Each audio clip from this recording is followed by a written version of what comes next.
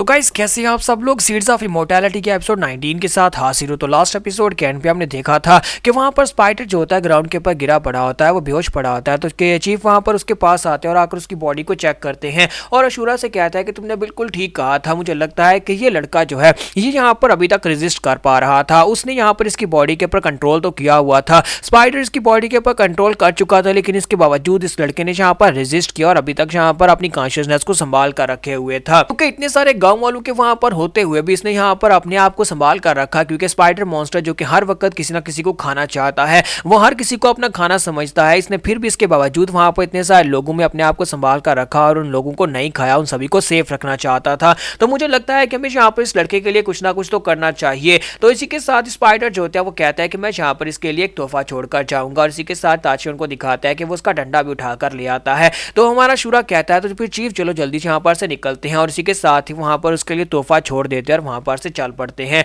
तो यहीं पर से नेक्स्ट सीन में दिखाते हैं कि जंगल में एक हिरन होता है, यानी एक डियर होता है जो कि वहां पर घास खा रहा होता है। तो इसी के साथ ही साइड के ऊपर वो देखता है तो वहां पर वही 3 बच्चे जो होते हैं, वो एक बच्चा जो होता है उसके ऊपर तीर चलाता है। जब वो उसके ऊपर तीर चलाता है तो हिरन जो होता है वहां पर से भाग जाता है। तो दूसरे दोस्त से कहता है कि तुमने जहां लास्ट टाइम हमसे रैबिट के वक्त कहा था कि हम लोग अपनी सांस बंद करके खड़ा रहा करें, इस बार तो हम लोगों ने सांस भी नहीं ली, हमने सांस भी बंद कर दी थी, फिर यहाँ पर क्या हुआ, फिर भी तुम निशाना नहीं लगा पाए। तो वो लड़का चलाकर उनसे कहता है कि बेवकूफो, क्योंकि तुम लोग यहाँ पर मेरे साथ आए हो सिर्फ और सिर्फ इसी वजह से मैं यहाँ पर कुछ नहीं कर पाया, इसी वजह से मैं निशाना नहीं लगा पाया। अगर तुम लोग मेरे साथ नहीं आते तो मैं यहाँ पर सही से निशाना लगा सकता था। तो उसी के साथ ही वो दोनों साथी उसे कहते हैं कि पीछे देखो पीछे क्या है। तो पीछे घूमकर देखता है तो फिर से वही बालू होता है, और इस बार उस बालू के दूसरे कान के अंदर तीर लगा होता है। तो वो तीनों ही बहुत सा घबरा जाते हैं और कहते हैं कि ये क्या, ये अभी तक जिंदा कैसे, हमें तो लगा था कि उस बिग ब्रदर ने इस बालू को उठा लिया था क्योंकि ये मरा हुआ था, लेकिन अब यहाँ पर जिंदा होकर हमारे सामने कैसे आकर खड़ा हो गया है। अब किसी के साथ ही वहां पर दिखाते हैं कि स्पाइडर यानी कि वूरियोंग जो होता है वहां पर उसके ऊपर बैठा होता है। तो वूरियोंग उनसे कहता है कि तुम तीनों बच्चे, मैंने तुम लोगों को कितनी बार कहा है कि जंगल में यहाँ पर डीप एरिया में बिल्कुल भी मत आया करो, लेकिन तुम लोग मेरी सुनते कब हो, तुम लोग यहाँ पर आए ही क्यों हो। तो वो कहता है कि डिवाइन लेडी आप यहाँ पर क्या कर रही हैं। तो वो उनसे कहते हैं कि मैं तो बस यहाँ पर तुम्हें देखने के लिए आई हूँ, तुम लोग यहाँ पर क्या कर रहे हो, शुक्र करो कि मेरा आज मूड नहीं है, वरना मैं तुम लोगों को काफी अच्छे से यहाँ पर डांटती और तुम्हें पीटती भी। चलो जल्दी से आप इसके ऊपर बैठ जाओ। और वो सभी लोग बालू के ऊपर बैठ जाते हैं। तो वूरियोंग जो होता है उन तीनों बच्चों को वहां पर उनके घर के करीब छोड़ता है और वहीं पर से उस बालू के साथ प्यार करके उस बालू को भी वहां पर से बेच देता है और उनसे कहता है कि ठीक है हम लोग यहाँ पर से जा रहे हैं। तो बालू वहां से चला जाता है। तो बच्चे कहते हैं कि डिवाइन लेडी ये क्या आप इस बालू को जानती हैं, क्या ये आपका दोस्त है। तो इसी के साथ ही वो से कहती है कि हाँ, यहाँ पर ये बालू जब बचपन में एक छोटा सा बच्चा था उस वक्त ये जख्मी था, तब मैंने इसकी जान बचाई थी और तब से ये मेरे साथ काफी ज्यादा लगाव रखता है, और जब भी मैं जंगल में आता हूँ तब मैं यहाँ पर इससे प्यार करता हूँ। तो इसी के साथ ही वो बच्चों से कहता है कि अब तुम लोग यहाँ पर घर से ज्यादा दूर मत जाना, क्योंकि जंगल में काफी खतरनाक जानवर हो सकते हैं। और इसी के साथ ही वो लोगों के साथ काफी अच्छे से पेश आ रहा होता है, बिल्कुल ऐसे जैसे कि उनका बिग ब्रदर हो या फिर बिग सिस्टर हो,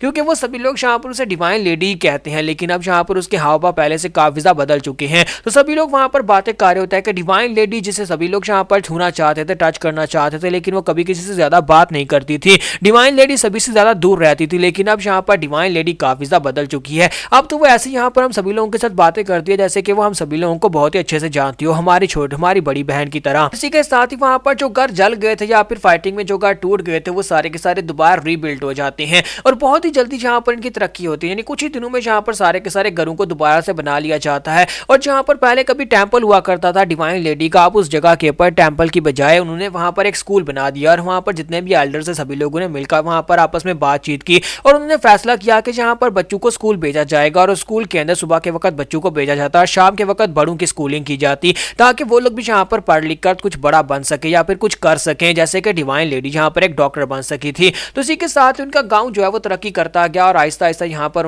इनकी जो डिवाइन लेडी थी वो लोगों का साथ देती थी, और यहाँ पर गाँव वालों को तलवारबाजी की टेक्निक सिखाना, उनको यहाँ पर खेती बाड़ी करना, उनको यहाँ पर मेडिकल की स्टडी करवाना, और यहाँ पर तरह तरह के काम जो थे वो डिवाइन लेडी ने उन सभी लोगों को सिखाए, और बहुत ही जल्दी देखते देखते उनका गाँव जो होता है वहां पर एक बहुत बड़ा सिटी बन जाता है। मुझे इस वाले पार्ट की समझ नहीं आई, समय तो भी यहाँ पर इतना ज्यादा गुजरा नहीं है, फिर यहाँ पर इतनी जल्दी यहाँ पर ग्रेन ड्रॉप सिटी जो है वो इतना ज्यादा कैसे बड़ा हो गया कि यहाँ पर इतनी बड़ी बड़ी बिल्डिंग्स भी बन गई और यहाँ पर इतना बड़ा सिटी भी बन गया है। मुझे यहाँ पर यह समझ नहीं आई कि इन्होंने शॉर्ट टाइम में इतनी स्टोरी को कैसे लेंथी कर दिया। चलिए छोड़े इस बात को। तो इसी के साथ ही एक दिन वहां पर से वूरियोंग गायब हो जाता है। तो वो सभी लोग जो होते हैं वहां पर कहते हैं कि अचानक से एक दिन वूरियोंग गायब हो गया। एक बुढ़ा आदमी जो होता है वहां बच्चों को ये कहानी सुना रहा था और कहता है कि लेकिन उसके बाद से जब डिवाइन लेडी वहां पर से चली गई तो हमारे गाँव ने पहले यहाँ पर काफी सारी तरक्की कर ली थी, हमारा गाँव पहले से से काफी ज्यादा महान बन चुका था। बुढ़ा आदमी उन सभी बच्चों से कहता है कि कहते हैं कि डिवाइन लेडी जो थी वो मर गई है और ऊपर आसमान में जाकर एक तारा बन गई है। वही बच्चा जो कि वहां पर शिकार करने के लिए जाता था वो ऊपर चांद की तरफ देखता और कहता है कि ऐसा बिल्कुल भी नहीं हो सकता। वो बुढ़ा आदमी जहाँ पर झूठ बोलता है, ऐसा कैसे हो सकता है कि डिवाइन लेडी ऊपर जाकर एक तारा बन गई है, वो कहीं पर चली गई है, हमें छोड़कर चली गई है। तो यहीं पर नेक्स्ट सीन हमारे शूरा का दिखाता है कि हमारा शूरा और उसके मास्टर जो होते हैं वो घोड़ा गाड़ी लेकर आगे की तरफ जंगल में भाग रहे होते हैं। तो जब वो लोग आगे की तरफ भाग रहे होते हैं, इसी के साथ ही शूरा वहां पर जमाइयां ले रहा था क्योंकि उसे नींद आ रही होती है और उसके सामने से आवाज आती है, कोई कहता है कि यहीं पर रुक जाओ। तो शूरा जो होता है पहले उन्हें देखता है, फिर साथ ही वहां पर अपनी कार को रोकता है क्योंकि सामने जो बंदा होता है वो एक बारबेरियन की तरह होता है, उसके मसल वसल्स काफी ज्यादा होता है, वह घूर घूर कर उनकी तरफ देख रहा होता है। तो शूरा और चीफ दो होते हैं, वो दोनों वहां पर अपने ताचियों को रोकते हैं। तो शूरा ताचियों से कहता है कि ताचियों रुक जाओ। और घोड़े को रोकने के बाद माँ शूरा उसे कहता है कि लो मैंने यहाँ पर अपने घोड़े को रोक दिया, अब बताओ कि तुम्हें क्या चाहिए। तो इसी के साथ ही वो बंदा जो होता है उसे कहता है कि अब चुपचाप अपनी कार से नीचे उतरो, तुम दोनों जहाँ पर चुपचाप आहिस्ता आहिस्ता चलते हुए मेरे पास आ जाओ। इस बात से चीफ और शूरा दोनों काफी ज्यादा हैरान होते हैं। तुम्हारा शूरा चीफ से कहता है कि चीफ क्या मैं इसकी तशरीफ को कूट के आऊं। तो चीफ उसे कहता है कि हाँ जाओ जाकर कूट के आओ। और इसी के साथ ही माँ शूरा जो होता है नीचे उतर आता, अपना डंडा लेता और उसके सामने आता और उसे कहता है लो अब मैं यहाँ पर नीचे आ गया हूँ, अगर तुम यहाँ पर मार नहीं खाना चाहते तो चुपचाप रास्ते से दफा हो जाओ, क्योंकि अगर तुमने यहाँ पर हमें एक बार और रोकने की कोशिश की तो फिर मैं तुम्हारी तशरीफ को कूट दूंगा और चीफ भी मुझे रोक नहीं पाएगा। तो इसी के साथ ही हमारा शूरा जो होता है वो आगे की तरफ बढ़ता है, लेकिन जैसे ही वो आगे बढ़ता है सामने वाला बंदा जो होता है उसका ऐसा कोई इरादा नहीं होता कि वो सामने से हटे और उसे कहता है क्या तुम्हें आइडिया भी है कि हम लोग कौन है, तुम्हें इस बारे में बिल्कुल भी आइडिया नहीं होगा। लेकिन इसी के साथ ही हमारा शूरा जो होता है अपने डंडे के साथ उसके ऊपर अटैक कर देता है। वो जब अपने डंडे के साथ उसके ऊपर अटैक करता है तो वो बंदा जो होता है चाहे वो कितना ही हटा कटा क्यों नहीं था, जैसी वहां पर शूरा की स्टिक उसे लगती है तो इसी के साथ ही वो साथ वाली दीवार के अंदर धंस जाता है। वहां पर एक बड़ा सा पत्थर होता है और उसके साथ जाकर टकराता है। बाकी के तीनों सोल्जर जो होते हैं वो भी काफी ज्यादा घबरा जाते हैं और कहते हैं कि लगता है कि फाइट करना पड़ेगी। तो हमारा शूरा कहता है कि बेवकूफो तुम लोगों से पहले ही कहा था कि हमारे रास्ते से हट जाओ, आज तुम लोगों को क्या पड़ी थी हमारे रास्ते के बीच में आने की। और इसी के साथ ही वहां पर वो लोग अटैक करने के लिए आगे बढ़ते हैं। जब वो शूरा के ऊपर अटैक करने के लिए आगे बढ़ने लगते हैं और हमारा शूरा अपनी स्टिक के साथ उनके ऊपर अटैक करने लगता है, तब उसे पता चलता है कि उसकी स्टिक वहां पर फंस चुकी है। शूरा इस बात से बहुत हैरान होता है और कहता है कि ये क्या हो रहा है,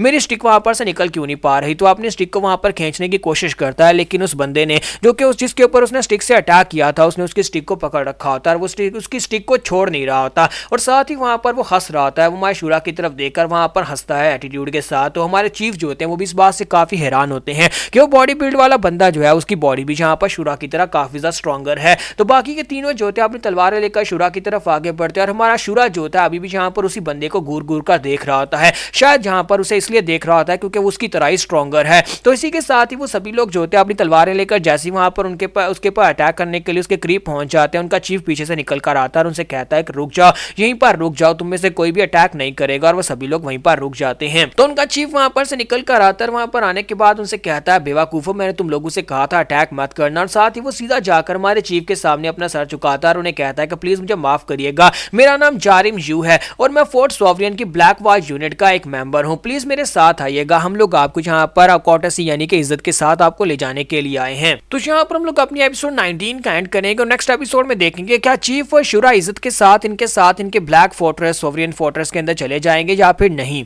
तो आगे क्या होगा ये हम लोग नेक्स्ट एपिसोड में देखेंगे। एपिसोड की एक्सप्लेनेशन अच्छी लगी तो कमेंट करके जरूर बताइएगा और वीडियो को लाइक करना मत भूलिएगा। Thank you.